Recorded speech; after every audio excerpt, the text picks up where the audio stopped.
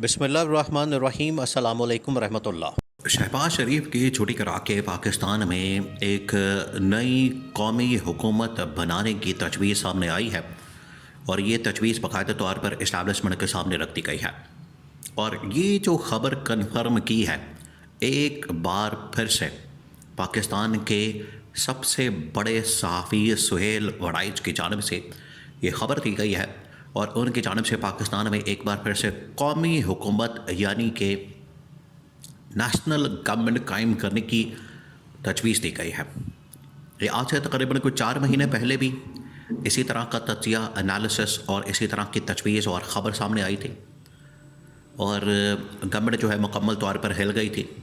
आज एक बार फिर से सुहेल वड़ाइच ने यह ख़बर दी है और कहा है कि 2026 इसके मिड तक ये जो मिड में गवर्नमेंट की जानिब से बजट पेश किया जाएगा, ये इस गवर्नमेंट का आखिरी बजट होगा और उसके बाद बाकायदा कौमी हुकूमत कायम कर दी जाएगी। और इस सिलसिले में तमाम की तमाम जमातों को हैरान कुन तौर पर, जो कि सुहेल वड़ाइच PTI के इमरान खान के बहुत बड़े नाक़द हैं, उनकी जानिब से बहुत ज़्यादा तनकीद की जाती है PTI के ऊपर, इमरान खान के ऊपर। उन्होंने ये दावा किया है कि ना सिर्फ तमाम जमातों को बल्कि इमरान खान को भी इस हवाले से ऑन बोर्ड लिया जाएगा, इस हवाले से उनसे मशावरत की जाएगी, गुफ्तगू की जाएगी और उन्हें भी इस हवाले से शामिल किया जाएगा कि पाकिस्तान में एक कौमी गवर्नमेंट बनने जा रही है, हुकूमत बनने जा रही है। इसमें ना सिर्फ आप भी मशवरा दें, अपना हिस्सा डालें, बल्कि अपनी पार्टी को भी इसमें शामिल करें और वो भी इस हुकूमत का हिस्सा बन जाए, काबीना के अंदर शामिल हो जाए। अब सवाल सबसे बड़ा ये पैदा होता है, देखिए ये बहुत बड़ी डेवलपमेंट होने जा रही है और इस्टेब्लिशमेंट की जानिब से बाकायदा इसकी तजवीज़ सामने आई है और बड़ी ही टॉप लेवल की मीटिंग इस्टेब्लिशमेंट के अंदर हुई है। वहाँ पर ये सारे मामलात डिस्कस किए गए हैं, पाकिस्तान की करंट सिचुएशन और आने वाला जो वक्त है, सिनेरियो का बना। अब आपने पूरा सीन समझना है। हुआ ये है कि आपको पता है कि हर 4 महीने बाद, 6 महीने बाद गवर्नमेंट का पूरा एक एनालिसिस किया जाता है, जायज़ा लिया जाता है, जांच पड़ताल की जाती है, देखा जाता है, परखा जाता है। आज से 4 महीने पहले जब इस गवर्नमेंट को चेक किया गया, परफॉर्मेंस देखी गई, कारकर्दगी देखी गई और जांच पड़ताल की गई, उस वक्त ये फैसला किया गया था कि लास्ट बिल्कुल एक फाइनल वार्निंग इनको दे दी जाए, लास्ट वार्निंग इनको दे दी जाए और अगले 6 महीने से साल के अंदर अगर इनकी जानिब से परफॉर्मेंस सामने नहीं आती, कारकर्दगी सामने नहीं आती, तो फिर हम बाकायदा तौर पर एक प्लान बी लॉन्च करेंगे और उस प्लान बी के अंदर बहुत सारी ऑप्शन हो सकती हैं। अब ये जो प्लान बी है, इसके अंदर सिर्फ कौमी गवर्नमेंट की ऑप्शन या तजवीज़ शामिल नहीं है, बल्कि इसके अंदर बहुत सारी ऑप्शन मौजूद हैं, बहुत सारी और भी तजवीज़ मौजूद है कि किस तरह से इस गवर्नमेंट को हटा के तो नई गवर्नमेंट को इंस्टॉल करके पाकिस्तान को स्टेबिलिटी की तरफ गामज़न किया जा सकता है। ये बात तो अब तय हो चुकी है। ये बात तो बच्चे बच्चे को पाकिस्तान के अंदर बच्चे बच्चे को ये बात पता है कि ये गवर्नमेंट मुकम्मल तौर पर नाकाम है।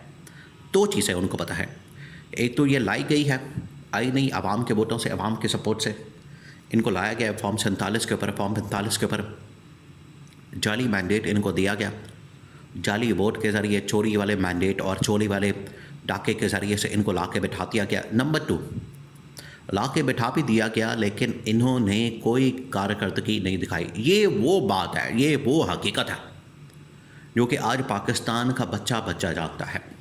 एक बात।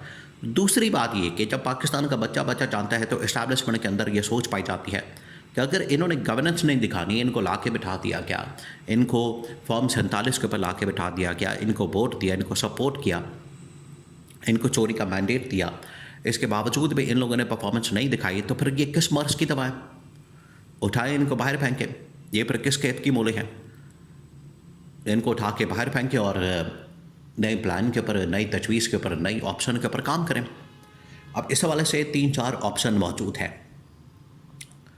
नंबर 1 उसके अंदर तजवीज़ ये है, ऑप्शन ये है कि इस गवर्नमेंट को निकालने के लिए पूरा बंदोबस्त किया जाए।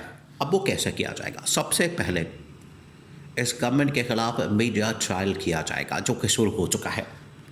किसी भी गवर्नमेंट को घर भेजने के लिए जो सबसे पहला काम किया जाता है वो उस गवर्नमेंट को पब्लिक के अंदर बदनाम किया जाता है, उसकी पॉपुलैरिटी, उसको डिस्क्रेडिट किया जाता है, उसकी पॉपुलैरिटी कम की जाती है। और आप देखें पाकिस्तान में इस वक्त इसकी पॉपुलैरिटी कितनी है। अभी एक सर्वे किया गया है, उस सर्वे के अंदर इसकी जो पॉपुलैरिटी है, मकबूलियत है, वो आप समझे कि इमरान खान की नस्बत आज बिल्कुल 10% पर आ चुकी है।